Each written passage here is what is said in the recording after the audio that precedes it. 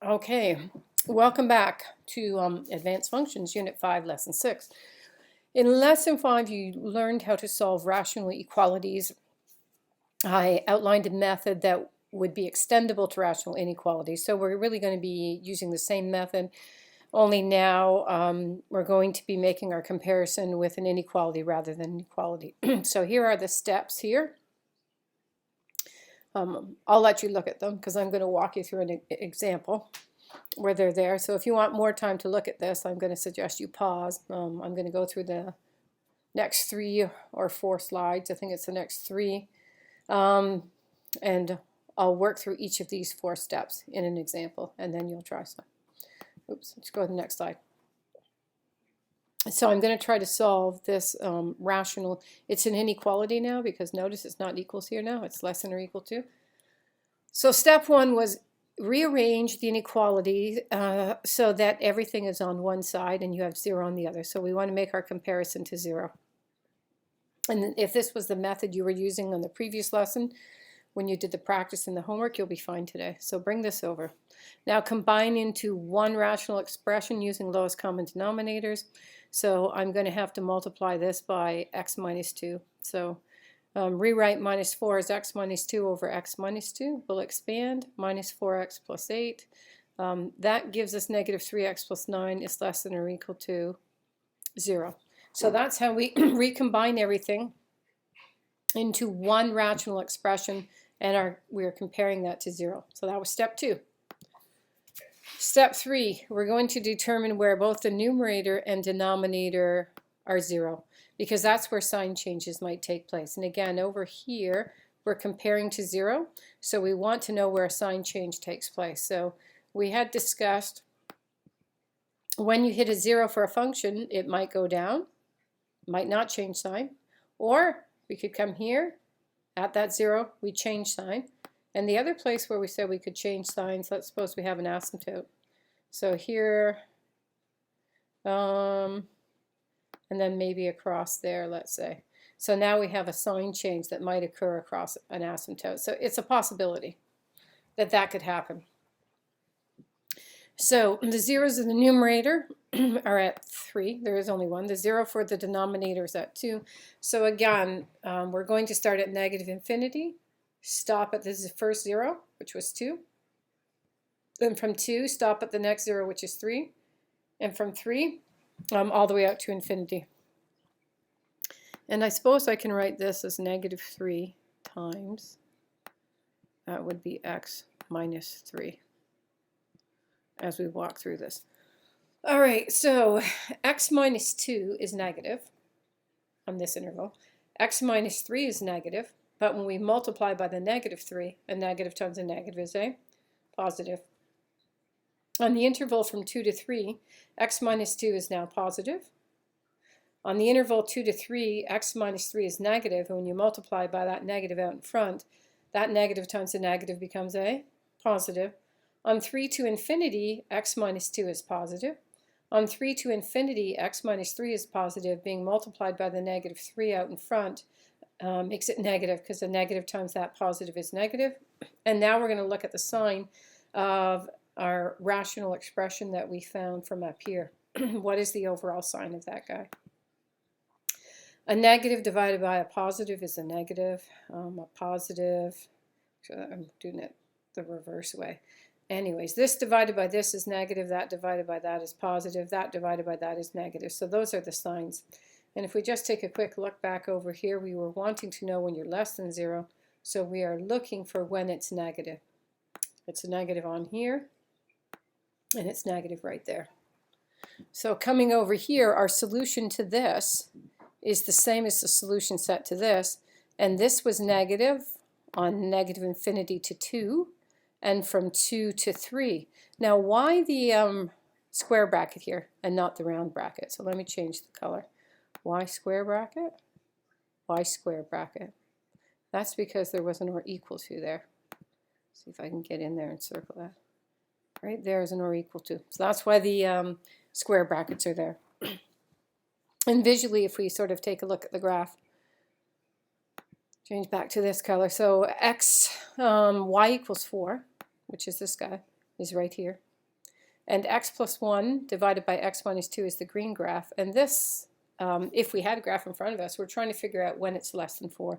And you can see on this branch right here, this branch here, just going to circle this area here, we can see definitely on that branch, the green graph is below the red graph. So that's where this one comes from, negative infinity to 2. That's this whole branch of this rational function. And then on the other branch, initially green is above red, and then once we hit here, red is above green. So this is that second solution we were talking about here, and that one's going from 3 to infinity. So there's a visual to accompany it. But on a test, you won't be given a graph. You will just be given the question written in this form. All right, now the next thing we want to talk about is why it would, I guess I'm going to get you to think about that. Why would it be difficult to solve this by multiplying both sides by x minus 2? And I'm going to pause and let you give some thought to that. All right, so now the issue with this would be you're now going to have to decide if you divide by a negative, then you're going to have to reverse the inequality. That's why this is going to be much more challenging, since we have two cases to consider. So if x minus 2 is less than 0, then notice there's the inequality. I've now reversed the inequality, because if x minus 2 is negative, we should flip the inequality. When x minus 2 is positive, we leave it alone. So we now have to consider two separate cases. Now we'll come over here to this chart, and I'd like you to look at this chart and see if you can determine which of pieces on this graph are showing case 1, which is when x minus 2 is negative, versus case 2 when x minus 2 is positive. So I'm going to pause there. All right, so discussing this. When x is less than or equal to negative 2, I've shaded that area in yellow for you so you can take a look at that. And the inequality we would be solving is x plus 1 is greater than or equal to 4x minus 2. And then when you solve that, you will get the same solution set that we got over here, which was from negative infinity to 2. So when you solve this inequality,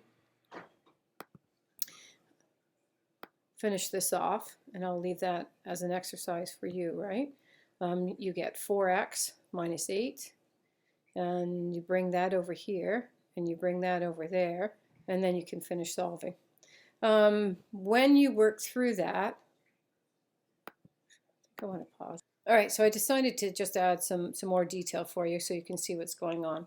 So x plus 1 is greater than or equal to 4x minus 8. That gives 9 on this side is greater than or equal to 3x, and that gives 3 is greater than or equal to x, or x is less than or equal to 3. Now here comes the tricky part. X needs to be less than 3, but we already started with the restriction that x has to be less than or equal to 2. So we now need to pick numbers that are smaller than 2 because it has to satisfy both. So we're looking for x being less than 3 and x being less than or equal to 2. So that makes it a bit more complicated. On this particular side over here, this is the side where x is greater than or equal to 2. If you solve the inequality, it's going to give you that x is greater than or equal to 3. Very similar to the work on this side. So now I have to solve x is greater than or equal to 2, because that's our restriction when we're on this side with that inequality, and x is greater than or equal to 3. That means we have to choose numbers that are greater than or equal to 3.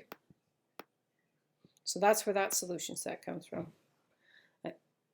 And that one there.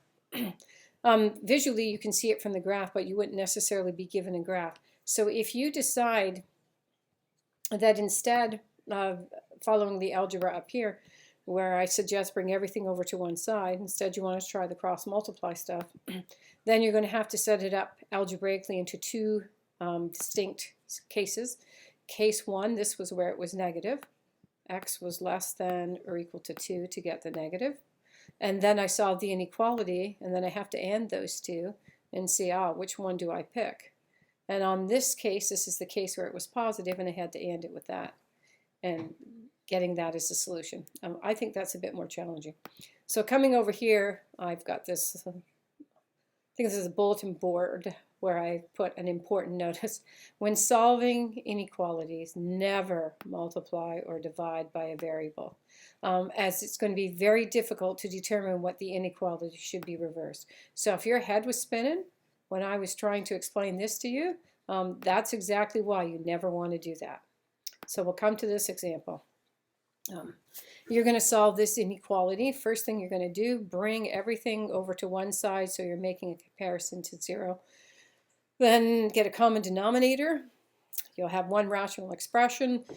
Then you're going to set up your interval chart and figure out which sign you were after. So I'm going to pause to let you do some work. All right, so I've decided I'm just going to go with pictures of images of my solutions that I have posted online, because it's going to allow me to go a bit quicker in preparation of these lessons. So first thing we need to do is bring this over to the other side. And I just want to make that finer, a bit of a finer pen to write with. Okay. And then auto hide, so that's not around. Click, there we go. So bring this over, we get x minus x plus 6 over x plus 2. Common denominator, I'm now going to have to multiply that by x plus 2. So x times x plus 2 minus x plus 6. And please remember to distribute this negative across both terms. That's a common mistake, is students treat this as if it's only the x that's negative, but both the x and the 6 are negative. So distributing, we get x squared plus 2x minus x minus 6. That gives me x squared. 2x minus x is plus x, and then there's the negative 6. This factors readily into x plus 3 times x minus 2. And then the next step was, where might sign changes occur? They might occur where we have a vertical asymptote for that function, which is right here, or they might occur where we have the roots for the numerator. So that's going to tell us we should be looking at the roots in the numerator are at -3 and -3 and positive 2. This one's the root for the denominator. So put n's there. Roots for the numerator, roots for the denominator right there. And what I've done is I've written the roots in ascending order, because that'll help me jump over and get set up in my interval chart. So -infinity, stop at the first root for the numerator, which was -3. From -3, stopping at the root for the denominator, which was -2. From -2, stopping at the second root of the numerator, which is 2, and then going from 2 to infinity. And then, as I mentioned before, I like to write my factors here in ascending order of roots. So x plus 3 will go first, followed by x plus 2, followed by x minus 2. From -infinity to -3, for example, -4, this factor is negative. -4 plus 2 makes that negative. -4 minus 2, that's negative. And the product or quotient of 3 negatives will be negative. So f at x is negative right here. Between -3 and -2, let's choose -2.5. -2.5 plus 3, this will be positive. -2.5 plus 2, this is negative. -2.5 minus 2, this is negative. The product or quotient of 2 negatives and 1 positive will be a positive. So f at x is positive on this interval. Between -2 and 2, let's choose 0. So 0 plus 3, positive. 0 plus 2, positive. 0 minus 2, negative. The product of 2 positives and 1 negative is negative. So f at x is negative on this interval. And from 2 to infinity, for example, 3 plus 3, this is positive. 3 plus 2, that's positive. 3 minus 2 is positive, and the product slash quotient of 3 positive numbers will be positive. The other thing I wanted to note is if you set this up, like I have in ascending order, by factors and roots, what you will see is once it changes sign, it will stay positive. So once it's switched to positive, it stays positive the rest of the way. That's because I have these written in ascending order, and I've got these written in ascending order. Once this changes sign, its sign is changed for the next interval, or following intervals. Now, what were we after? We are after where this is greater than or equal to 0. That means I want f at x to be positive. It's positive on this interval, and it's positive on this interval. Now, I have a square bracket here because there's an or equal to over here. Can we see that up there, that or equal to? So that means I need a square bracket. I need to include -2. I need to include +2, but I do have an error right here. That should not be a square bracket. It should be a round bracket because you always put round brackets on the infinities. So that is the solution set for this inequality. Visually, there's a picture of what we were trying to solve, right? And just coming back over here so that you can see -3 to -2 and from 2 to infinity. That's these intervals here colored in yellow. And let's see what we were after. We're after, visually, when was x greater than this? X is the green function. X plus 6 over x plus 2 is the red function. And notice on this interval right here, I'm just going to draw a line down like that. Notice how green is above red. And then when we look at this interval right here, in between these two, let's take a look. And you can see right in this area how green is above red. But over here, red is above green. And over here, red is above green. So this is a visual that just shows you what was it that you were trying to do over here. This is the visual. Again, I'm not going to give you the picture on the test, though. All right, you try and solve this next one using the same method we just looked at. Okay, so let's take a look at the solution set. All right, step 1 is I'm going to bring this over to the other side of the equation. We do not want to cross multiply, because if we do, we have to set up intervals where we have to worry about this piece that I'd be multiplying by, whether it be positive or negative. We don't want to go down that road. So 4 over x squared minus 9 minus 2 minus x, and remember that will be distributed over x minus 3. I'm now going to factor, because it turns out that we shouldn't use the common denominator of x squared minus 9 times x minus 3. It's going to make work more complicated for us, especially when we get to the numerator, because that would have created a cubic. So I'm going to repeat that. Please factor the denominators and pick the lowest common denominator. If I fail to pick the lowest common denominator, this thing here that's coming back as a quadratic will not come back as a quadratic. It will come back as a cubic. And then you're going to have to factor the cubic. And I don't think we want to do that, because that's just going to be a lot of extra work. All right, so continuing our work through here. So my common denominator is going to be x. Well, I factored this into x minus 3 times x plus 3. Now what's happened over here? What did I do over here? How did that become plus? So if I distribute this negative, -2 times +2, or negative times +2 is -2, and negative times negative x is plus x. So now once you distribute that, you should have positive x and -2, which I do, so I don't need to worry about that. And now my common denominator is going to be this x minus 3 times that x plus 3.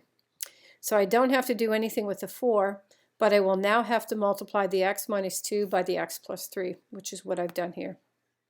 X minus 2 times x plus 3.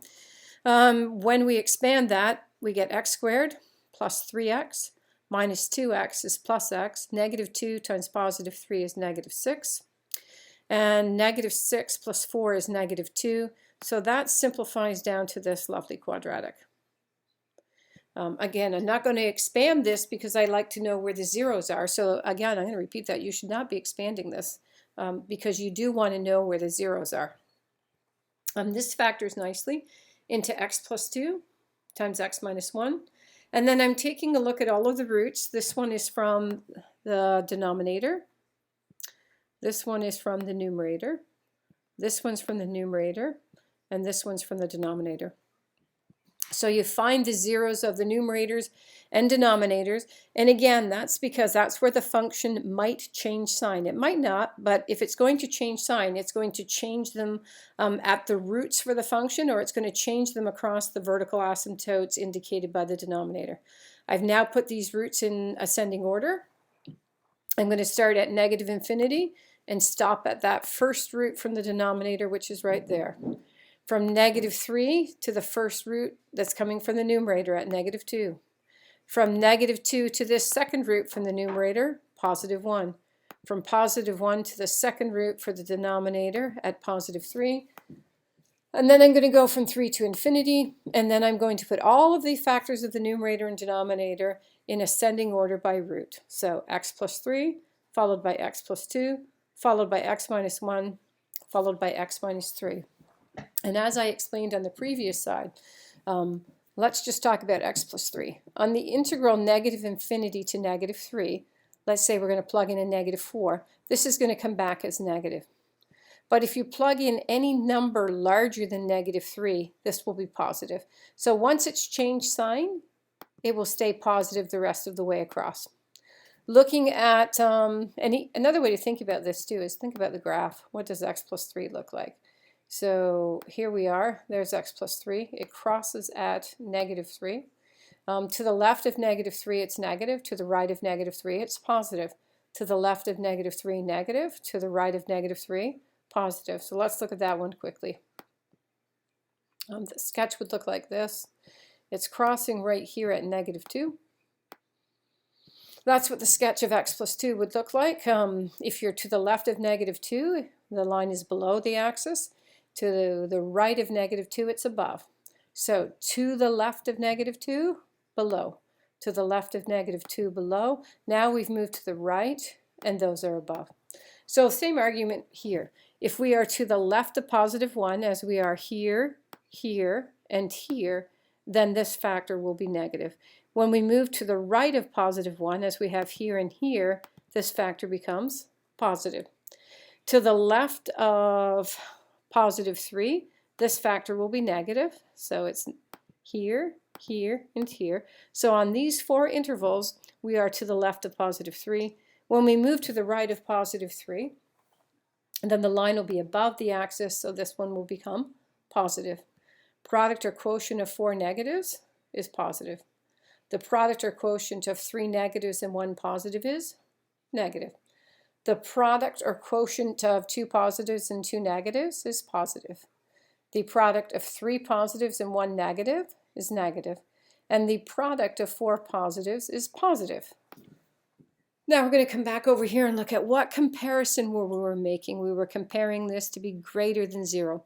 So I am looking for when this, which I'm called f at x over here, I'm looking for when that is positive. And it's positive here, here, and here. Taking a look at my inequality, it was not or equal to. So the first interval I'm going to pick is from negative infinity to negative 3. I will mark that with a round bracket. That's a capital U for union, joined with this interval here from negative 2 to 1.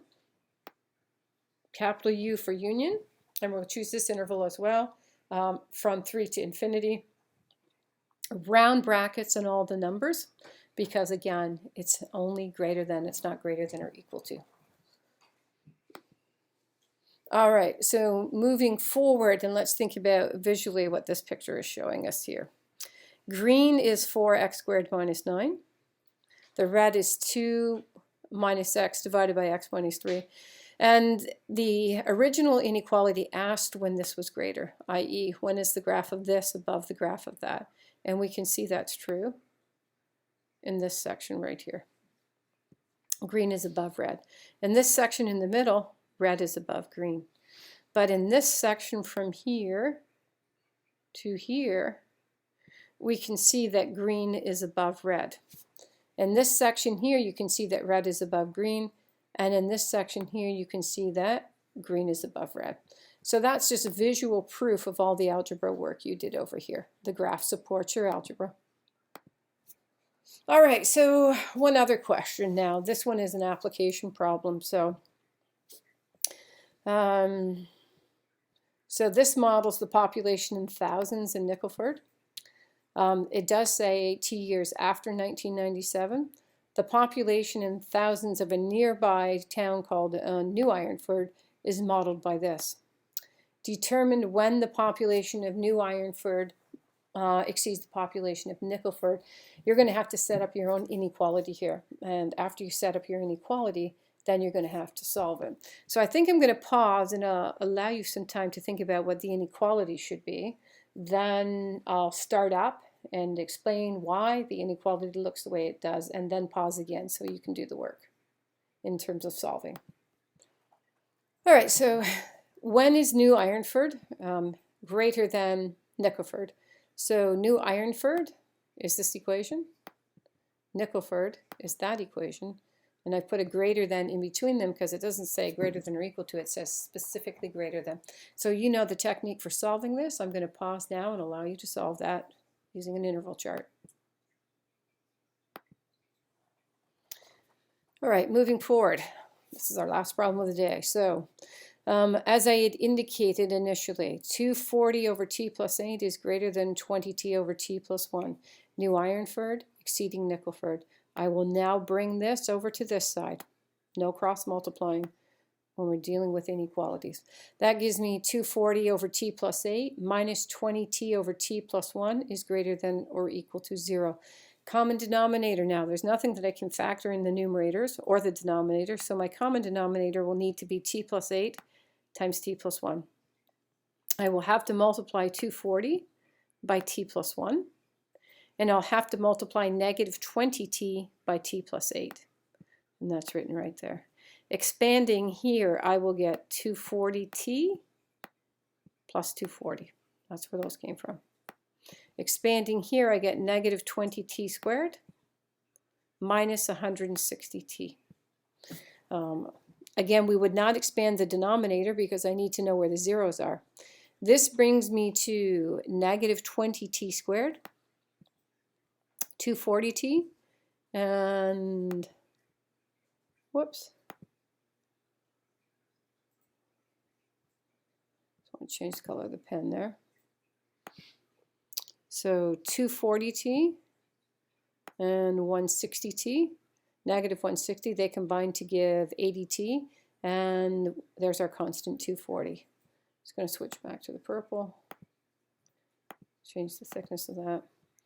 And now we're at negative 20t squared plus 20t plus 240. We'd have to factor that. First thing I'm going to note is I can factor in negative 20. I do like my leading coefficient to be positive, so I will factor in negative 20 out of all of this. So that gives me t squared minus 4t minus 12. And you can distribute just to see negative 20t squared plus 80t plus 240. And now I'm going to factor this. That factors readily into t minus 6 times t plus 2. So plus 2t minus 6t minus 4t, negative 7 times positive 2, negative 12. Factors nicely. Now our roots in order. The first root we have is vertical asymptote in the denominator at negative 8. We have a root in the numerator at negative 2. There's a vertical asymptote at negative 1. And there's a root at 6. So arranging our factors in ascending order by root, and then setting up our intervals. Negative infinity, stop at the first root, which is negative 8. Negative 8, stop at the second root, negative 2. From negative 2, stop at the next root, negative 1. Negative 1, stop at the next root, positive 6. And from positive 6 to infinity. And again, I'm going to think of these so I can go faster as the equation of lines. When t is smaller than negative 8, the line will be below the axis. And when it's larger than negative 8, it will be above. So this is less than negative 8. And these ones are all greater than negative 8. So we are above all the way over here. We're below there. What will happen here? At negative 2, when we move to the right of negative 2, the line will shift above the axis, so these are all positive. When we're to the left of negative 2, we're below, so these are negative. The switch on this one will occur at negative 1. So here's negative 1 right here. When we are to the left of negative 1, we will be below the axis, so all of these in this area that I'm highlighting now will be negative. And when we move to the right of negative 1, this line would be above the axes, so these will be positive. And this line will switch at positive 6. So to the left of positive 6, it is below the axis, so all of these are coming in at negative. And to the right of positive 6, it is above the axis, so these are coming in as positive. Product slash quotient of these four values will be positive. The product or quotient of those four will be negative. The product or quotient of these four will be positive. The product or quotient of these four will be negative. And the product or quotient of those four will be positive. And now we were after when this is greater than 0. So let's see, we were looking for where this is positive right there. And it's also positive here. But in this application, we're talking about time. And we should never look backwards in time. So I'm going to note that time should be greater than or equal to 0. And since time should be greater than or equal to 0, I'm going to reject this one right here. And I'm going to reject this one right here because time isn't positive here. So that leaves me with this last interval right over here being positive. We were also positive on 6 to infinity. This is the one I'm going to accept. Now, what does that mean? It means the population of New Ironford will exceed the population of Nickelford 6 years after T. Well, what's T? After 1997. So 6 years after 1997, which is the year 2003. So from the year 2003 onwards, New Ironford will exceed Nickelford. And then I believe that's it for today's lesson. Just a little graph on the end, just showing you what we were after. So the green graph is Nickelford. The red graph is New Ironford. And we are looking for when the population of New Ironford, which is this one, whoops, which is that one, we're looking for when that exceeds the population of Nickelford. Yeah, something's not right with that graph there. Let me pause for a second. All right, so continuing. So the graph isn't supporting what the conclusion was on the previous page, right? Because we can see red here is supposed to be New Ironfield, and green is supposed to be Nickelford. And we can clearly see that red, whoops, change that to purple. We can clearly see that the red is above on this interval. And that's from 0 to 6. So what happened? What mistake did I make? So let's go back to the previous slide so that we can see what I forgot to include. And I do recall mentioning to be careful on a previous video recording when I said, I think it was the one just before this, or maybe it was a slide in here, but see, I dropped the negative 20. The negative 20 is important. It is a factor of f at x, but I forgot to include it. So look what happens when I include the negative 20. The negative 20 is included, and now we'll have 5 negatives here, or let's just do a positive times that negative would switch the sign of this, right? So when we do a negative times that positive, we were actually negative on this interval. And then this would become positive on this interval when I multiply by a negative. This positive becomes a negative, that negative becomes a positive, and that positive becomes a negative. So this negative 20 was important, and I failed to include it. So that would switch the signs of each of these. That's negative, that's positive. Actually, let me just include a line. That was taking negative 20 into consideration. But negative 20 gives us this across the top, negative, negative, negative, negative, negative. And now that positive times a negative is negative, negative times negative is positive, positive times negative, negative, negative times negative, positive, positive times negative is negative. So this is the interval we really want, which supports what we determined over here. So now this is not correct. It should be between 0 and 6. Now this says negative 1 to 6, but remember t is greater than or equal to 0. So on this interval, we're only going to include 0 to 6. And so from here, I'm going to note from 1997 to 2003. And again, on this picture over here, I'm not going to include this piece over here, even though red is above green there, because time has to be greater than 0. So we were just looking at that area there. All right, so that's going to conclude the lesson for today. I hope we learned a valuable lesson. Don't make the mistake I did and drop one of the factors off, even though in an earlier slide, I think it was up here, I did mention if you're going to factor it out, make sure you include both factors. Both factors have to appear in the table. So I wrote a warning there, which I subsequently ignored myself over here. So don't forget to include that. All right, that concludes this lesson 6, and this is the last lesson in Unit 5. So the next thing we'll be working on is our review. Again, thanks for watching and take care.